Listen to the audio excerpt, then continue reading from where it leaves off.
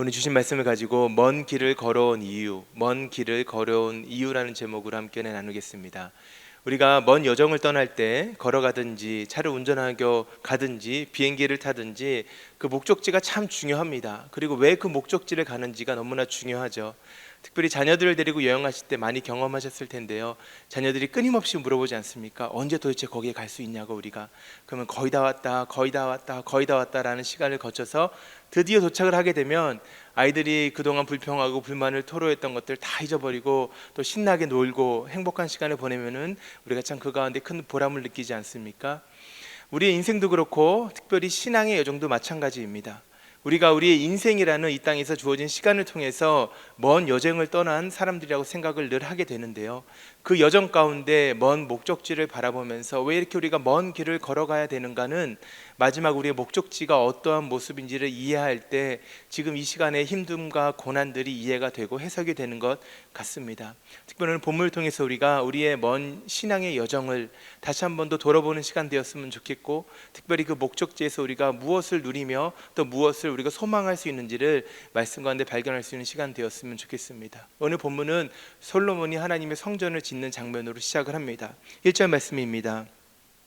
이스라엘 자손이 애굽 땅에서 나온 지 480년이요 솔로몬이 이스라엘 왕이 된 지 4년 15월 곧 둘째 달에 솔로몬이 여호와를 위하여 성전 건축하기를 시작하였더라.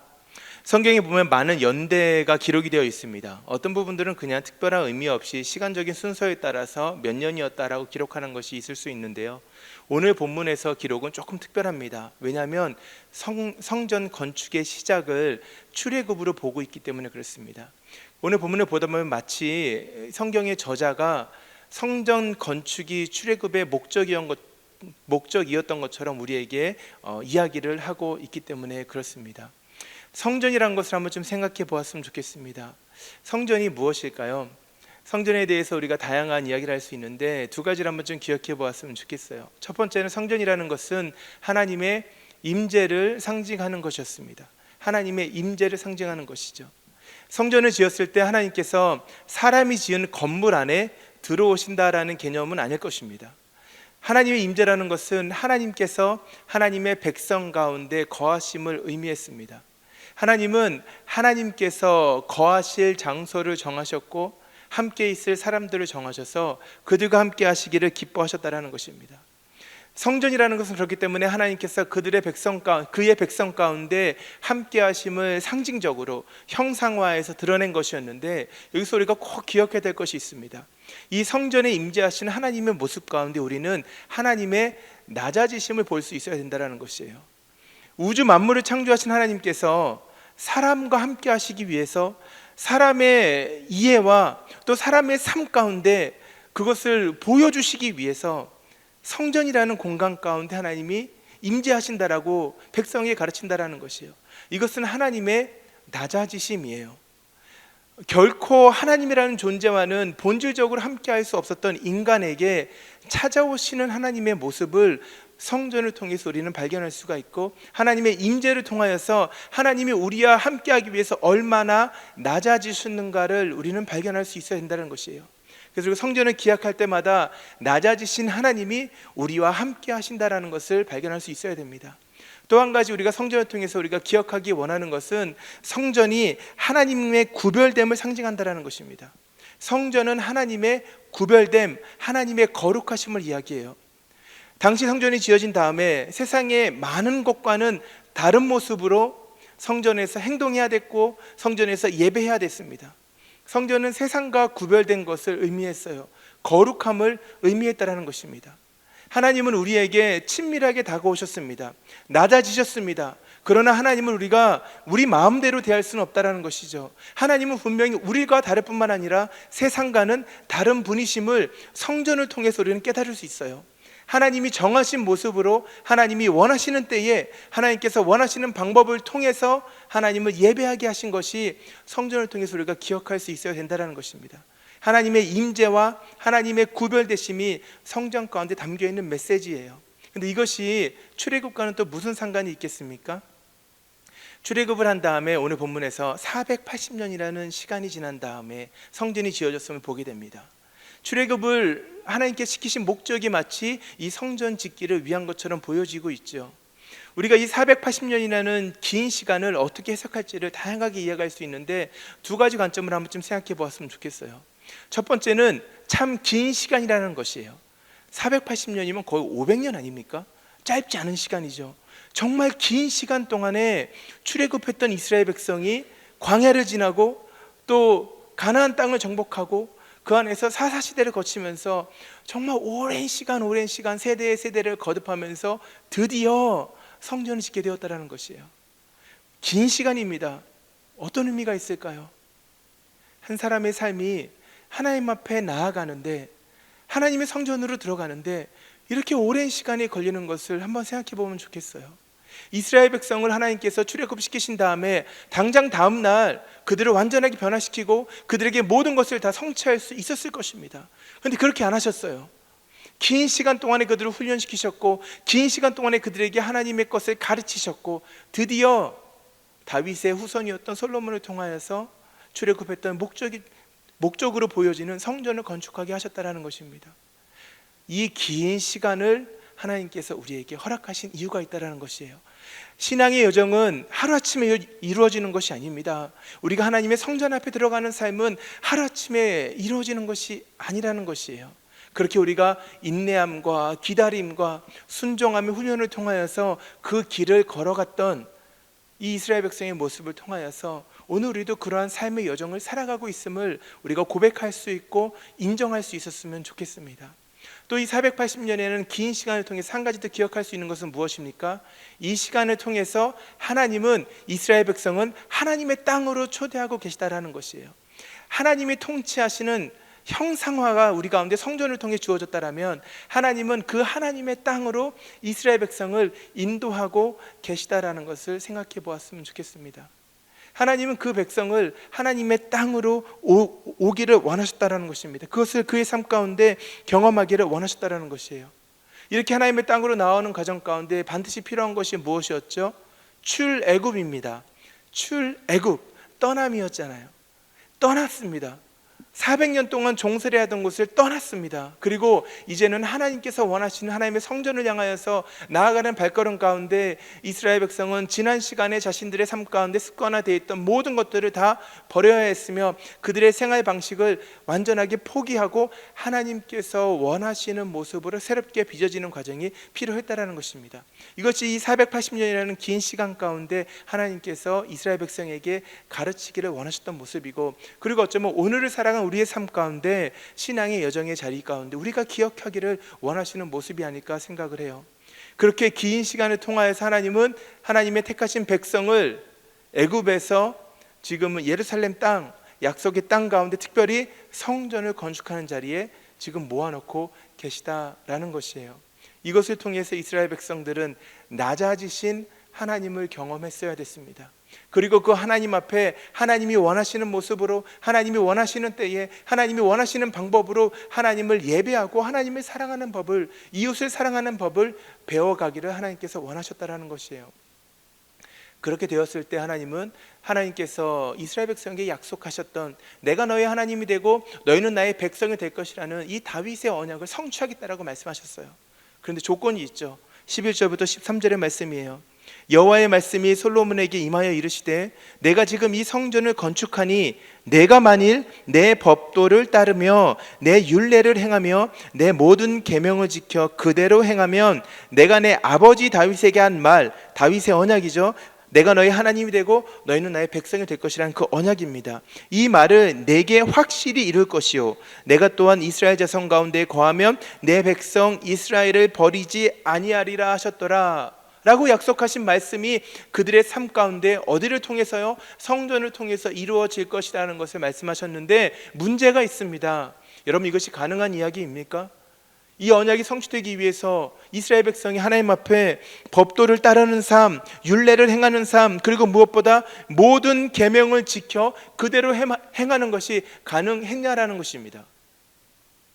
가능한 것을 하나님께서 요구하고 계시는 건가요? 가능하지 않죠. 어떠한 인간도, 어떠한 나라와 어떠한 민족도 하나님의 법도를 지키고 율례를 행하며 그 말씀을 그대로 지켜서 그 삶을 통해 살아내는 것은 가능하지가 않다라는 것이에요. 어떠한 결론입니까?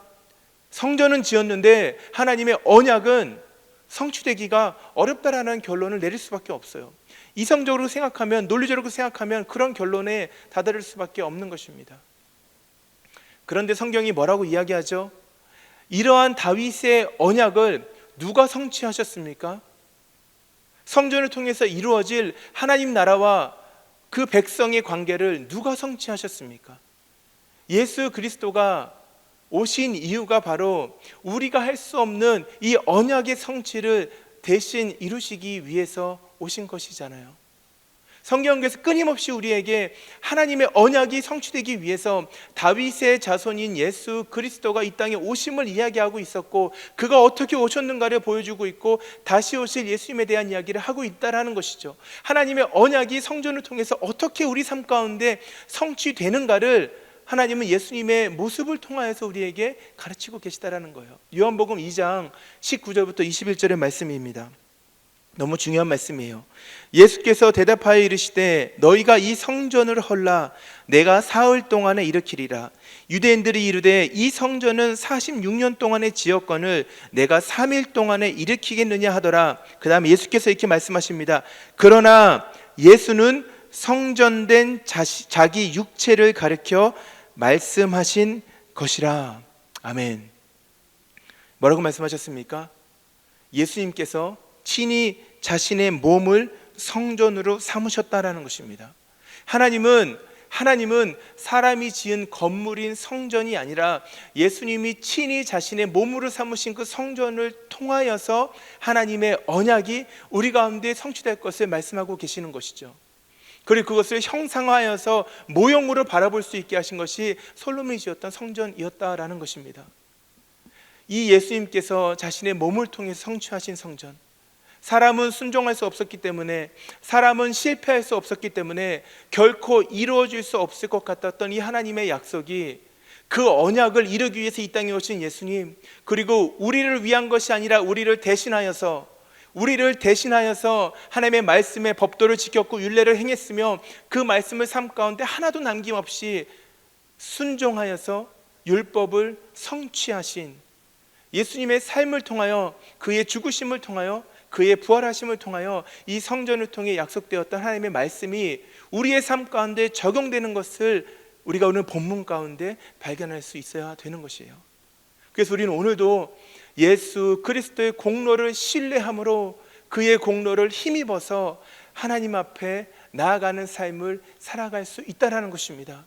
그리고 그 예수님으로 인하여서 육신으로 이 땅에 오신 예수 그리스도, 자신의 몸을 성전 삼으신 그 예수 그리스도 안에서, 다시 말하면 그 성전 안에서 우리는 하나님을 경험하고 하나님의 언약의 주인공이 될 수 있다는 것이, 그것이 그리스도가 가르치시는 복음의 메시지라는 것이에요. 이 성전이 지어진 장면 가운데 우리는 그 하나님의 놀라우신 구원의 계획을 발견할 수 있어야 되는 것입니다. 두 가지를 우리 삶 가운데 한번 적용해 보았으면 좋겠어요. 첫 번째는 참된 신앙은 성전으로 나아가는 삶이다라는 것입니다. 참된 신앙은 성전으로 나아가는 것입니다. 방향성이에요. 방향성입니다. 여러분, 우리가 오늘 우리의 삶이 만약에 이 땅에 주어진 마지막 시간이라고 생각했을 때, 오늘 이 예배가 우리 삶 가운데 주어진 마지막 예배라고 생각했을 때 우리는 어디를 향하고 있습니까? 아무리 화려한 성전을 짓고 아무리 우리가 성전에서 많은 시간을 보낸다 한들, 우리가 정말 우리의 마음의 중심 가운데 성전 되시는 예수 그리스도를 향하여서 나아가는 발걸음이 오늘 예배가 되고 있는지, 오늘 우리 하루의 일과를 감당하면서 개인의 삶 가운데, 또 가정에서, 아니면 학업의 자리에서, 직장의 자리에서, 아니면 교회 사역의 자리에서 우리의 방향성이 예수 그리스도인가 아닌가는 너무나 중요한 질문이죠. 참된 신앙이라는 것은요, 그 예수께로 나아가는 삶이 되어야 돼요. 성전 되시는 예수님을 향하여서 나아가는 삶, 이것이 이스라엘 백성을 출애굽시키신 하나님의 목적이었을 뿐만 아니라 저와 여러분을 구원하여서 그분의 자녀 삼으시고 그분의 나라 삼으시고 그분의 제사장을 삼으신 하나님의 마음이라는 것입니다. 사랑하는 여러분, 오늘 하루의 삶이 우리가 참된 신앙인의 삶이 되기 위해서 오늘 하루가 성전을 향하여서 나아가는 삶, 예수 그리스도를 향하여서 나아가는 삶이 되어야 되는 줄을 믿습니다. 예수님을 생각하고 예수님을 바라보시기 바랍니다. 여러분의 결정이 예수님을 향한 결정이 될 수 있기를 주의 이름으로 축복합니다. 오늘 하루의 삶을 마무리하였을 때 우리의 삶이 예수님을 향하여서 누워있는 삶이 될 수 있기를 간절히 원합니다. 예수님을 향하여서 나아가는 발걸음 될 수 있기를 주의 이름으로 축복합니다.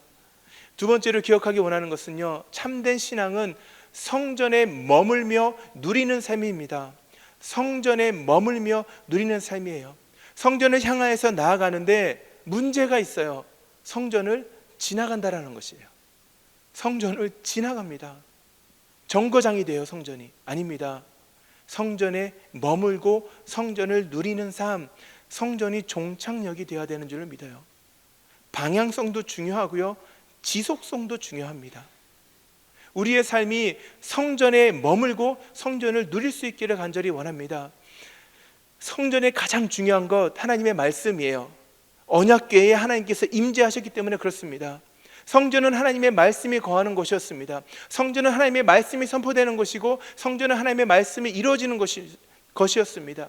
그리고 말씀 되시는 예수께서 이 땅 가운데 육신으로 오셨죠. 말씀이 육신이 되어 이 땅에 오셨어요. 말씀을 이루기 위해 오셨습니다. 말씀하신 대로 이 땅에 오셨으며 말씀하신 대로 이 땅에 살아가셨고 말씀하신 대로 고난을 받으시고 말씀하신 대로 죽으시고 말씀하신 대로 부활하셨으며 말씀하신 대로 다시 오실 것입니다. 그렇기 때문에 성전에 머물며 누리는 삶은 말씀으로 돌아가는 삶이에요. 말씀 되시는 주님께로 나아가서 그 말씀 앞에 머물며 말씀을 누리는 삶입니다. 우리가 말씀을 알아야 되고 말씀을 읽어야 되고 말씀을 삼아야 되는 이유가 거기 있다는 것입니다. 그것이 우리를 구원하신 이유예요. 구원하신 목적이에요. 말씀 되시는 예수 안에 거하면서 그것을 통하여서 우리가 하나님의 언약을 날마다 성취해 나가는 삶을 살아갈 수 있기를 주의 이름으로 축복합니다. 오늘 하루의 삶도 우리의 방향성을 성전을 향하여 나아갈 수 있기를 원하고 오늘 하루의 삶도 우리의 삶의 지속성을 우리가 주님 앞으로 나아갈 수 있는 발걸음에 힘을 실기를 간절히 원합니다. 성전을 향해서 나아가는 삶, 성전에 머물며 누리는 삶, 예수님과 함께 동행하는 삶이 여러분의 삶 가운데 다시 한 번 더 고백되고 오늘 하루의 기도의 제목 될 수 있기를 주의 이름으로 축복합니다.